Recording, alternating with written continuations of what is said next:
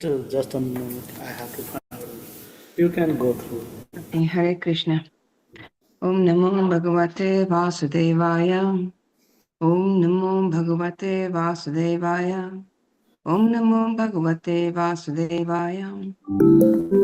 Ayanam Namaskritya Nadam Chaiva Narotamam Devim Saraswatim Vyasam Tato Jaya Mudiraye Srinvatam Swakata Krishna Punya Shravana Kirtana Kiryantasto Hyavadrani Vidunoti Suhirsatam Nastapraye Sabhadreshu Nityam Bhagavata Sevaya Bhagavati Uttama Shloke Bhaktir Bhavati Naistiki. Reading of Srimad Bhagavatam, 10th Canto, Chapter 16, Krishna chastises the serpent Kaliya. We are going to cover 39 and 40. Text 39. Namastubhyam Bhagavate Purusaya Mahatmane Bhutavasaya Bhutaya Paraya Paramatmane. Synonyms. Namaha, obeisances. Tubhyam, to you. Bhagavate, the Supreme Personality of Godhead. Purushaya, who are present within as the soul. Maha-atmane, who are all pervasive. Bhuta avastaya, who are the shelter of the material elements, beginning with the ethereal sky. Bhutaya, who exist even prior to the creation. Paraya, to the Supreme Cause. Parama Atmane, who are beyond all material cause. Translation. We offer our obeisances unto you, the Supreme Personality of Godhead, although present in the hearts of all living beings as the Supersoul, you are all pervasive. Although the original shelter of all created material elements, you exist prior to their creation. And although the cause of everything, you are transcendental to all material cause and effect, being the Supreme Soul. Purport. The beautiful Sanskrit poetry of this verse should be chanted out loud for the transcendental pleasure of the reciter and the hearer. Text 40. Jana vijana nidhyaye brahmanananta shaktaye agunaya vikaraya namaste prakritaya cha. Synonyms. Jnana, of consciousness. Vijnana, in spiritual potency. Nidhaye, to the ocean. Brahmane, to the absolute truth. Ananta Shaktaye, whose potencies are unlimited. Agunaya, to him who is never affected by the qualities of matter. Avikaraya, who does not undergo any material transformation. Namaha, obeisances. Te, unto you. Prakritaya, to the prime mover of material nature. Cha, and. Translation. Obeys unto you the absolute truth, who are the reservoir of all transcendental consciousness and potency, and the possessor of unlimited energies, although completely free of material qualities and transformations. You are the prime mover of material nature. Purport. Those who consider themselves intellectual, philosophic, or rational should carefully note here that the absolute truth, the Supreme Personality of Godhead, is the ocean of all knowledge and consciousness. Thus, surrendering unto the Supreme Lord does not entail giving up the method of rationally comprehending reality. Rather, one merges into the ocean of rational, logical comprehension. The Supreme Lord is the perfection of all sciences and all forms of knowledge, and only envious and trivial minds would deny this obvious fact. Om Agyanathmanandasya Gyananjanashalakaya Chakshunamilitam Jena Tasmai Sri Gurave Namaha. Jai Shri Krishna Chaitanya Prabhu Nityananda, Sri Advaita Gadadhar, Srivasadi Guru Bhaktavrindam. Hare Krishna, Krishna Krishna, Hare Hare. Hare Ram, Ram Ram, Hare Hare. Good morning. Thank you very much for the opportunity to serve Srimad Bhagavatam. I'm covering today for His Grace Bhadra Prabhu, and who we sent our thoughts and prayers. And we hope to see, we're going to see him back next week. You and your family are in our prayers, Bhadra Prabhu. So we've been reading these prayers of Kaliya's wives, the Nagapatnis, after Lord Krishna subdues the certain Kaliya, and their prayers are very profound, and they are moved with emotion and they recognize actually the justice and mercy. Justice because they know the kind of husband they had, and mercy. The Lord is giving so much mercy. In my previous talk, my previous class, I talk about the anarthas that Kaliya represent, the ego, the anger, pride. But then he surrenders, and this is his salvation, because just when he can no longer take the crushing by Krishna, his wives intervene as they are able to see that change in Kaliya. So when Kaliya's hood shattered, his pride, his ego also was destroyed. He was not destroyed, but his anarthas were being destroyed. So he was exhausted. And externally, it appears like a punishment. But he was actually going through a purification process. And again, this is very important because sometimes we are told or we think that, okay, this person committed a fault, but it's a devotee, so it should be okay. It should be nothing should happen to him. We are saying that although a person, everybody, deserves to be forgiven, but if you have done something wrong, obviously you're going to be punished. And last time and at this time, we remember Bhishmadev, right? He was punished not because he's just sided with the Kauravas, because he failed to protect Draupadi. He failed to fulfill his duty, his dharma, the kshatriya.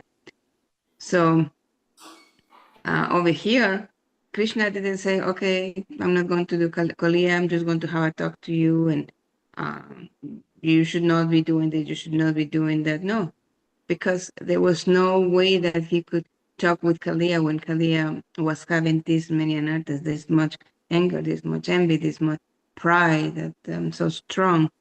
And so that's why Krishna had to crush his head, his egos, but on the other hand, you see the Nagapatnis who seen the sincerity and surrendering of Kaliya. They approach Krishna and they are begging for shelter. They understand something extraordinary. And this is the way that is addressed in these verses. They actually they know that the same Lord who is punishing their husbands is also their only refuge. And they say that, Krishna descends to curb the envious. He's impartial, but he's equal to friend and enemy. His punishment is for the ultimate good. And this is a key Vaishnava principle, that the Lord's anger is never separate from his compassion. So Kaliya's envy and violence and poisonous nature, ignorance, it was all crushed. And then they become bewildered. How did this simple serpent attained the lotus feet, the dust of the lotus feet of the Lord? So just have the blessings of having Krishna feet on his head made a change. and they compare Kaliya's fortune with that of Lakshmi Devi, the goddess of fortune, who perform austerities for ages to attain the Lord's association. And this reveals also another thing, how the Lord's mercy is not earned by qualification alone, but it is costless. This is costless mercy. And in verse 40, verse 40 describes the Supreme Lord as the absolute truth and the source of all consciousness and power. So this teaches that God is just not a product of the world, nor is he shaped by material forces, but rather everything rests upon him. He's the Supreme Personality of Godhead, the fountainhead, everything emanates from him. And when the verse says that he is the reservoir of all transcendental consciousness, it means that all intelligence, all awareness, and knowledge ultimately come from him. Consciousness does not arise from matter. Instead, matter functions because it is activated by a higher consciousness, higher taste, right? So the Lord is the original source of that consciousness. And the verse also says that he possesses unlimited energy. He creates and sustains the universe or universes through his energies, but yet he remains beyond them. Just as the sun spreads light without losing its shine, its brilliance, the Lord expands his energies without becoming diminished or changed. The Upanishad, right? Om Purnamada Purnamidam Purnamudachyate Purnasya Purnamadaya Purnamevashishyate. So it's a whole. How many times he can expand, he still remains a whole. And although he sits, he sets the material nature into motion. He gets the ball rolling. He is completely free from material qualities such as goodness, passion, ignorance, because he's not affected by any of these things. He's not affected by birth. He's not affected by growth, by sickness, death, of course. He's the cause of all causes, yet he himself is not caused by anything. And the purport explained that surrendering to the Supreme Lord does not mean giving up intelligence or rational, though. In fact, since he is the source of all knowledge and reason, approaching him is the highest form of rational, of understanding. So true logic and true science ultimately lead to recognizing the intelligence source behind everything. And therefore, devotion is not blind faith. It is the natural conclusion of introspection, of deep thinking. So when a person understands that all knowledge, all power, and our very own existence rest on the Supreme Lord, offering respect, surrender, because of becomes just a thoughtful and a meaningful response.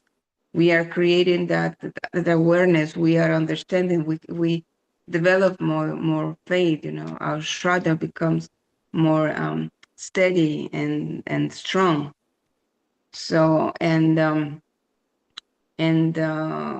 this verse in particular, verse 40, the wives of Kaliya declare that the Lord is the absolute truth, the reservoir of all consciousness, the source of all energies, and yet beyond material nature. So they are able to recognize again that he is present everywhere and is the prime mover behind creation. So their understanding is not sentimental, it's philosophical, and is deeply grounded in truth. Where do we find this? And this is probably one of my favorite cantos. Third canto of Bhagavatam, when Lord Kapila is teaching to Mother Devahuti. Because in the third canto, chapter 29, Lord Kapiladev explains how that philosophical truth transforms our behavior. How?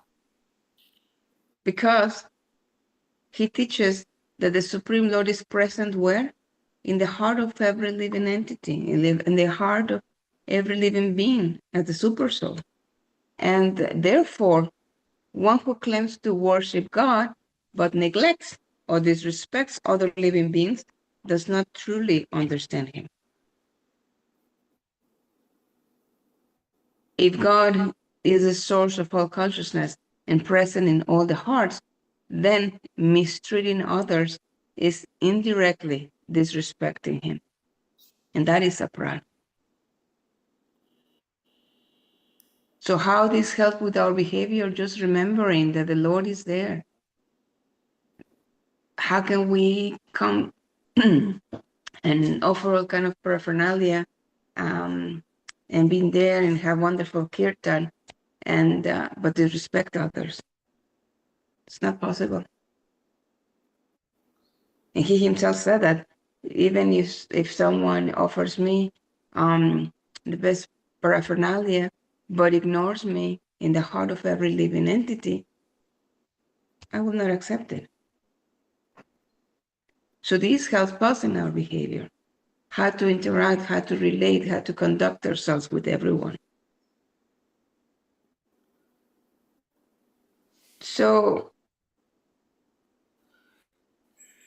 realization requires from us humility, compassion, and non-envious dealings with others. This is very important, and they are very difficult because we always have to work, at least work with one quality that is going to help us remove the anarthas, and create good qualities, good examples, good behaviors, respect, right? If we are not envious in our dealings, we will be able to develop respect and compassion, empathy, and humility, right? The Nagapathis recognize that, and although the Lord is beyond material nature, he is also intimately present and very much active. He doesn't interfere. He has given us free will. He's sitting there. He's watching us. He's the witness. His witnesses when we speak, what we think, what we do, of course. So Lord Kapila, similarly, tell us, is teaching us that true devotion means seeing him in every being and act accordingly.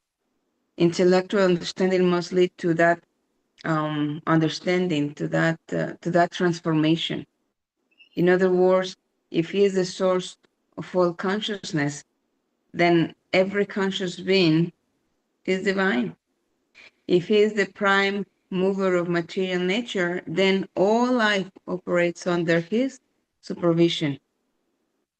And if he resides in everybody's heart, then envy, neglect, all these things, they contradict devotion.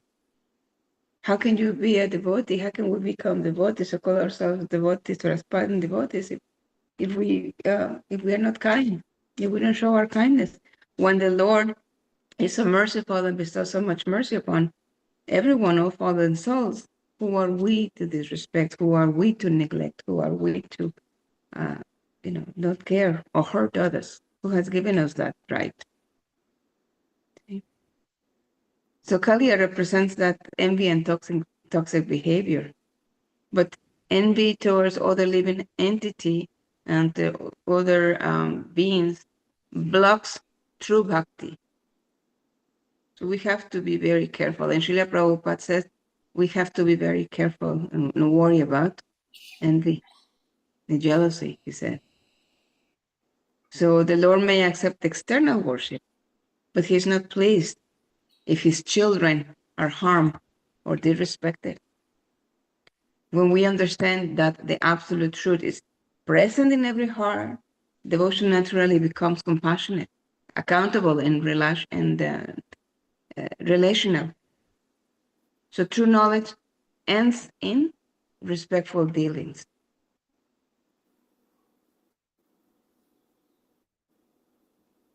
So we want to make sure that, again, we understand. It's not about reading. Okay, I'm done with my reading of Bhagavatam. Check. My rounds. Check. Offering. Check. Okay, I'm done. Now I can go with my go on with my work. No, it is assimilating this teaching. It is understanding what was the message. What is the message that I got today, and what am I able to apply in this day? Not only with my dealings with devotees in the temple when I'm on the phone with them, but also at work and with others. Because not everybody is a devotee. Well, let me just rephrase. There are people who may not be in Krishna consciousness, but maybe following different faiths, and they are devotees. They are devotees of the faith. They have their own faith. We have to be respectful. We have to be respectful for all. Just we care of our fingers, right? If we get hurt, if our pinky gets hurt, we treat it, and it's different than the other ones. So respect is universal. These values, good values, are universal, and good values are always in fashion. We should be careful to apply it, to understand, to retrospect, and see what is bringing me and others close to Krishna, and avoid things that are going to take others and me away from Krishna, because that means that we are not doing things for Krishna. When we are rushing to get this done, even at the temple or at the home or whatever, and we think we're doing it for Krishna, might be there. But if we are not conscious of who we are doing this for, then we are forgetting Krishna. If we are stressed on doing some service, are we remembering Krishna?